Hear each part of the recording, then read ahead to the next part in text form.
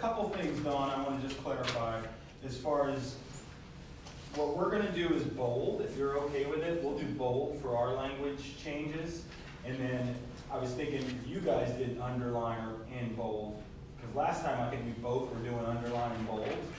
And going back and forth, we can get a little hairy. If you're okay with that, that's what we did tonight. We just did bold language. Sure. So you can. And then we'll come back. Yeah. The board can come back with underline and maybe italics. Italics, bold. As long as it's underlined, I think we'll be able to see it. Sure. Sounds like.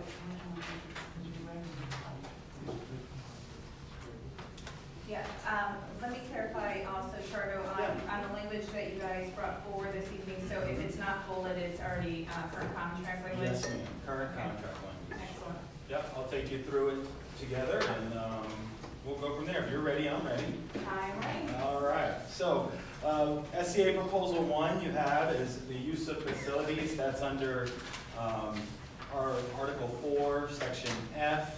This is all new language, number 5 and 6. It only goes up to 4. It says, at the beginning of each school year, the association, along with the district, will find a mutually agreeable time on the agenda for the district-wide new teacher orientation, allowing the association to speak with them. And then number 6 says, that the district will notify the association 2 weeks prior to the orientation, and then the association must let the district know 1 week prior whether we're going to send somebody and have somebody there to attend.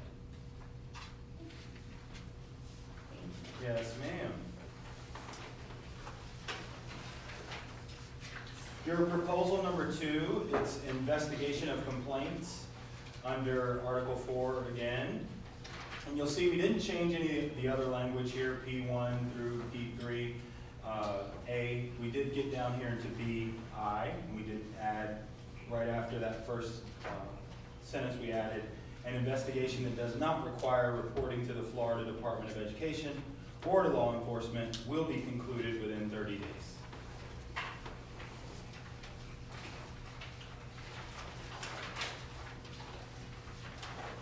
Any questions?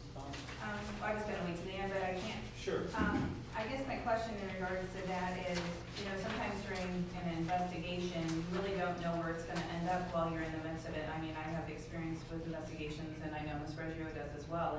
And sometimes it's not until you start getting into some of the witness statements and really dive in and see what your evidence is to see where it's going to lead. So that could be a few weeks in, especially when you have multiple witnesses. So it's not to say we're not going to look at it. It's just I don't know how you would always be able to determine that within a 30-day window, but we'll definitely look at that.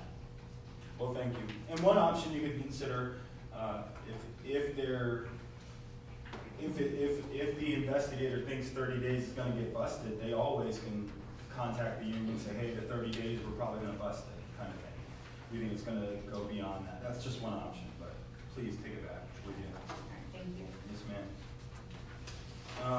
The next one is the Jeffrey Johnson Stand Up for All Students Act. If you recall, we put this in 2019 here in Article 4. This is just the statutory language just put in behind it. So it's just the line you see there, all the bold is the new language. I won't read you this whole statute.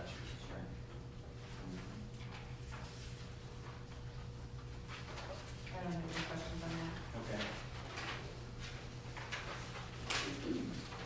Proposal number 4, this has to do with sick leave, and if you recall in 2020 with our SCA, we had mentioned doing a worksite sick bank. Our main purpose of that was having those situations where a teacher or teacher-based employee ends up without sick leave, some traumatic experience. People at the worksite want to help and want to donate leave.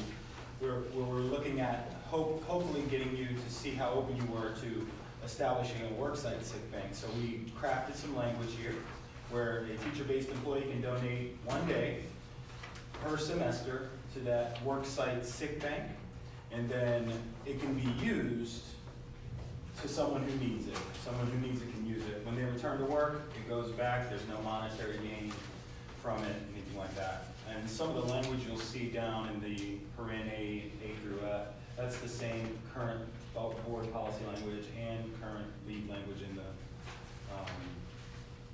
contract that I tweaked just a hair to make it match up with this one. And again, on this one, I know it was brought back, last year, it was brought to the table. I just, we'll have to look at, school board policy and Florida statute and to kind of see how that aligns, as well as we'll have to talk about, the work burden on the HR department on who would be managing those different things. But again, happy to look Thank you, at that and Dawn. bring it back. Appreciate that.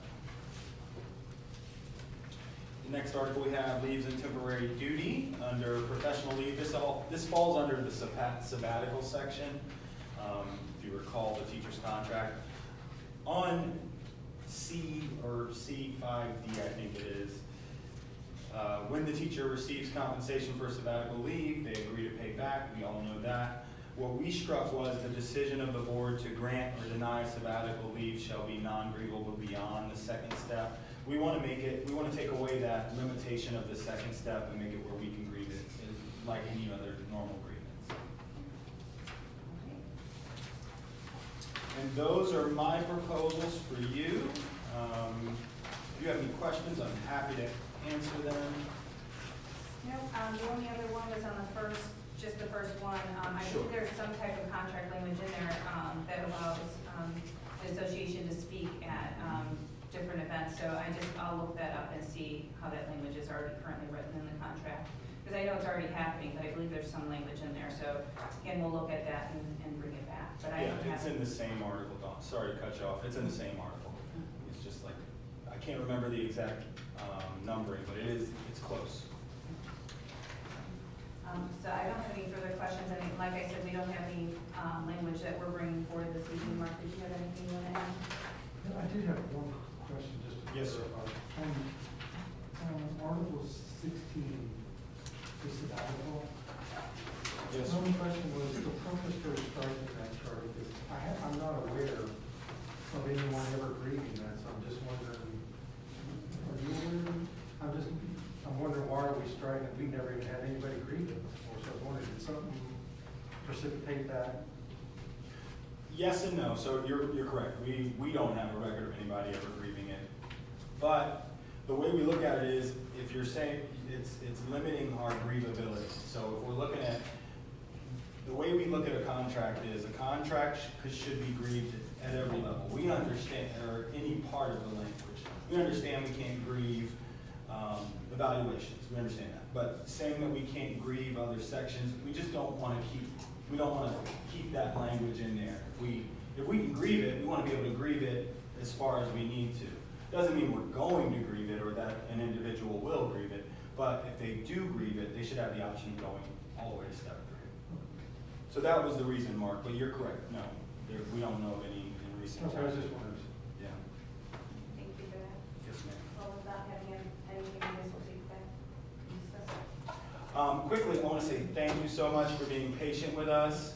We were working out which ones we were going to give you, so I sincerely apologize for the delay, but thank you so much for your patience. I really appreciate that. Thank you. Yes, ma'am.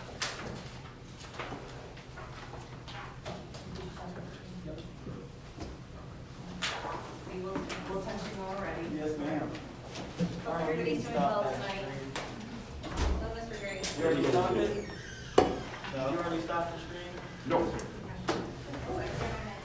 Jordan. Did we not? Fired. Did we record it or not? No, it just streamed.